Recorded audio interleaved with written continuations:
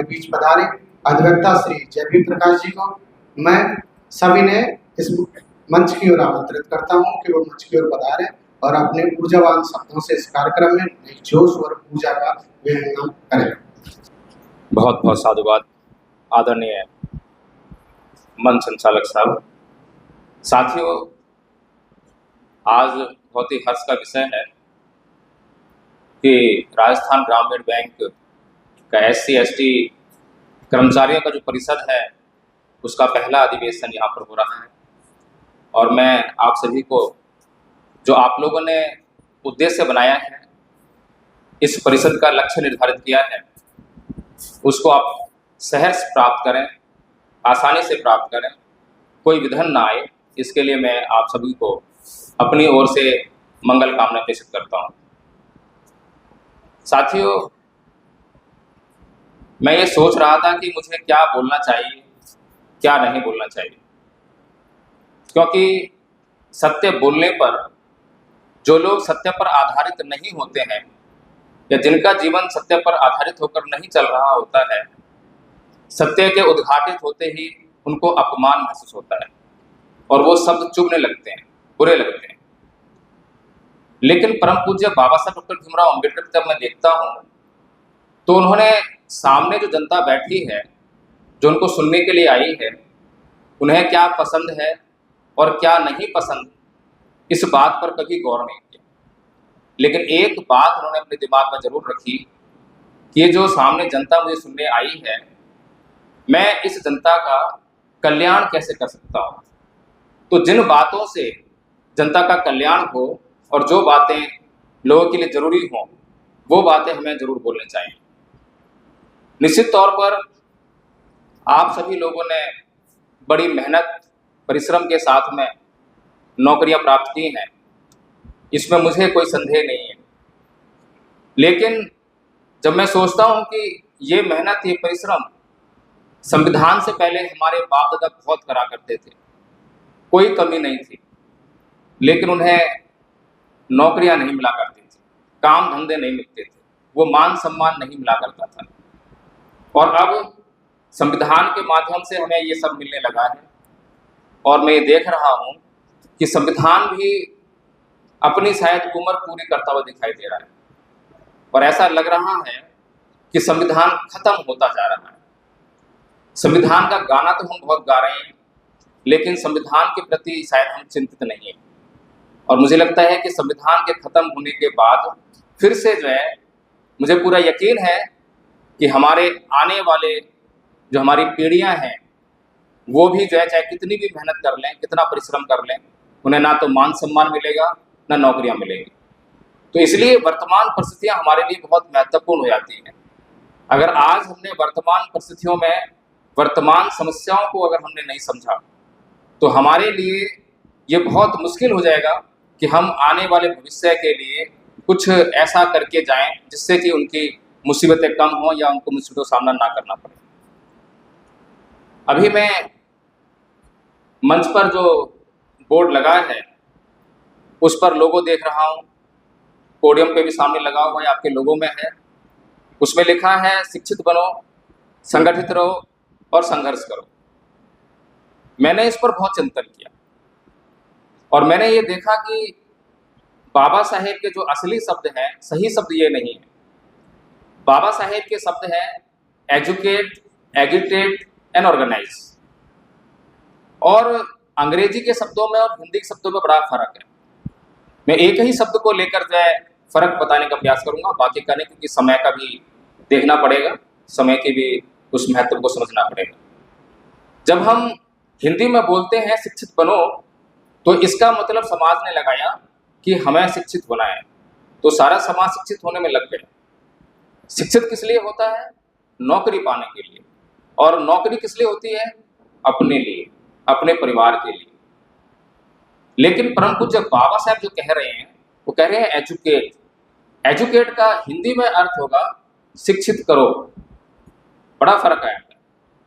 अगर मैं शिक्षित बनने की बात करता हूं तो समाज के साधनों संसाधनों का इस्तेमाल करके मैं शिक्षित होता हूं, और मैं शिक्षित होता हूं अपनी नौकरी पाने के लिए, अपने परिवार के लिए, अपने रिश्तेदारों के लिए। लेकिन जब मैं शिक्षित करो की बात करता हूँ तो मेरे पास जो भी साधन और संसाधन है उसका इस्तेमाल करके मैं समाज को शिक्षित करने की बात करता हूँ। दोनों में फर्क है, एक में त्याग है, एक में निजी स्वार्थ की पराकाष्ठा है। तो जब हमारा उद्देश्य ही उसी में जब कमियां नजर आएंगी, उसमें ही कमियां आ जाएंगी, तो हमें सही चीजें कहाँ से मिलेंगी।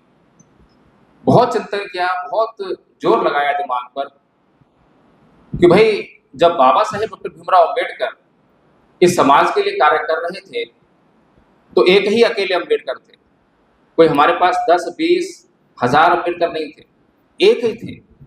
लेकिन एक अकेले अंबेडकर के सामने देखें तो दुश्मनों की फौज खड़ी थी, और वो दुश्मन भी कैसे हैं, बहुत ही हर बात से माहिर दुश्मन, जो उनके हर कदम पर बाधाएं पहुंचा रहे हैं, रुकावटें दे रहे हैं। लेकिन उनसे भी लड़कर संघर्ष करके वे हमें संविधान देने में कामयाब हो गए। संविधान में हमें हर हक अधिकार हमें दे दिया। लेकिन आज 70 साल के बाद जब इस समाज में लाखों करोड़ों लोग पढ़े लिखे हैं तो चारों तरफ से आवाज आ रही है कि संविधान खतरे में है, हमारा सब कुछ खतरे में है। निश्चित तौर पर खतरे में है, मैं ये नहीं कह रहा खतरे में नहीं है, लेकिन इस खतरे के लिए जिम्मेदार कौन है, इस बात पर हम चिंतन मनन नहीं करते।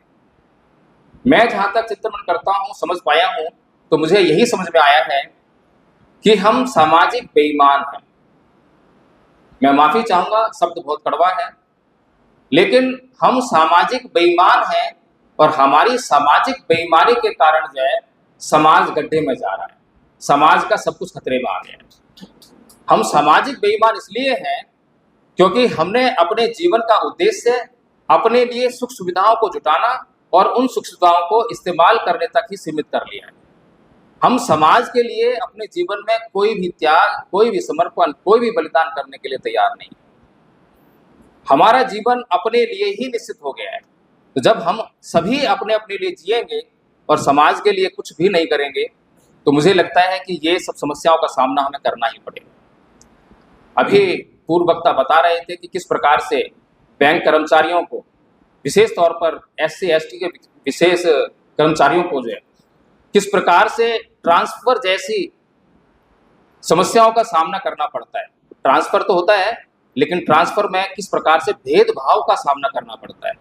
जिसके ऊपर पहुंच है, पैंठ है, तो उसको मनचाहा ट्रांसफर मिल जाता है, लेकिन जिसकी पहुंच नहीं है, पैंठ नहीं है, उसको जो है कहाँ का मारा कहाँ, जहाँ चाहेगा वहाँ ट्रांसफर नहीं मिलता है। कुछ ऐसी समस्या मुझे समझ में आई, क्योंकि मैं कर्मचारी नहीं हूँ तो मैं अच्छी तरह वाकिफ नहीं हूँ, लेकिन समस्या समझ में आ रही है कि समस्या है। ये समस्या मानसिक बेईमानी की समस्या है, और इस मानसिक बेईमानी का इलाज इस संसार के महानतम महापुरुष तथागत बुद्ध ने बड़ी बेहतरीन तरीके से देने का प्रयास किया।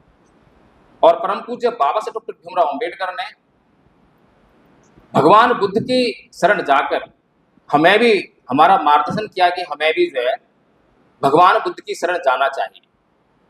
अगर पिछले 70 साल में हम भगवान बुद्ध की शरण में चले गए होते तो निश्चित तौर पर आज हमें जो है ऐसी समस्याओं का सामना नहीं करना पड़ता, या कम हो गई होती, बहुत कम हो गई। अभी मैं जानना चाहता हूँ, एक बात जानना चाहता हूँ कि यहाँ पर बैठे हुए लोगों में से बौद्ध कितने लोग हैं? एक बार जरा हाथ रख बताएं, कितने लोग बौद्ध हैं? देखिए, मैंने भी कहा था कि हम सामाजिक बेईमानी कर रहे हैं, और सबसे पहली बेईमानी अपने महापुरुष से, जिस महापुरुष ने हमारे लिए सब कुछ अर्पित कर दिया, अपने लिए कुछ छोड़ा ही नहीं। कुछ छोड़ा है, कुछ प्रॉपर्टी वगैरह, कुछ देखो जरा ध्यान लगाकर, कुछ छोड़ा हो तो। और अपने जीवन में अगर उनके जीवन का वृत्तांत सुनाने बैठे तो आपकी आंखों से आंसू बहने लगेंगे। तो हमने अभी तक जो है परम पूज्य बाबा साहेब डॉक्टर भीमराव अंबेडकर, जो हमारे समाज के बेहतरीन डॉक्टर हैं, उनसे बेहतरीन डॉक्टर मैंने नहीं देखा। और वो बात कह रहे हैं कि मेरे समाज की सभी समस्याओं का एकमात्र हल जो है बुद्ध की शरण है। क्या किसी को डाउट होता है इस बात पे? जरा एक बार हैंड रेज करें। किसी को डाउट करने की हिम्मत भी नहीं सकती है, क्योंकि जिस महापुरुष ने हमें ये शरण दी है वो महापुरुष दुनिया का महानतम विद्वान है और अपने लिए कभी नहीं जी रहा।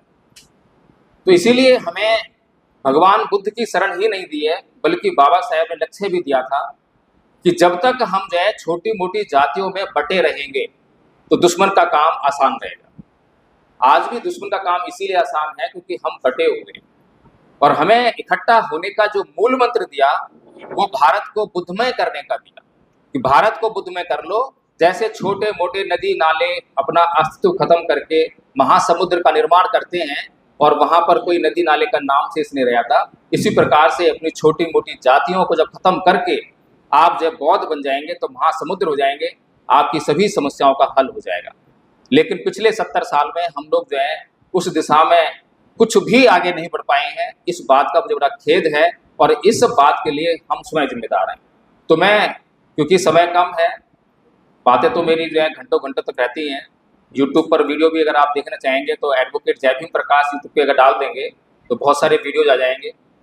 तो बातें करने के लिए तो बहुत सारी हैं, लेकिन मैं यही चाहूँगा कि अगर ये परिषद धम्मपद संघ जिसकी स्थापना भारत को बुद्धमय करने के लिए हुई, और केवल स्थापना नहीं हुई है बल्कि एक योजना भी बनाई गई है, और उस योजना में किस प्रकार से हम लोग जो है बाकायदा कोर्स बनाकर जो है लोगों को प्रशिक्षित कर रहे हैं, ट्रेंड कर रहे हैं, तो वो बहुत बेहतरीन काम चल रहा है। मैं चाहूँगा कि परिषद के साथ में अगर धम्मपद संघ की मीटिंग्स हों और हम लोग समझने का प्रयास करें तो निश्चित तौर पर हम सभी पढ़े लिखे लोग हम अपने समाज का बेहतरीन मार्गदर्शन कर पाएंगे और समाज को इकट्ठा करके हम अपनी समस्याओं को दूर करने में सफल रहेंगे।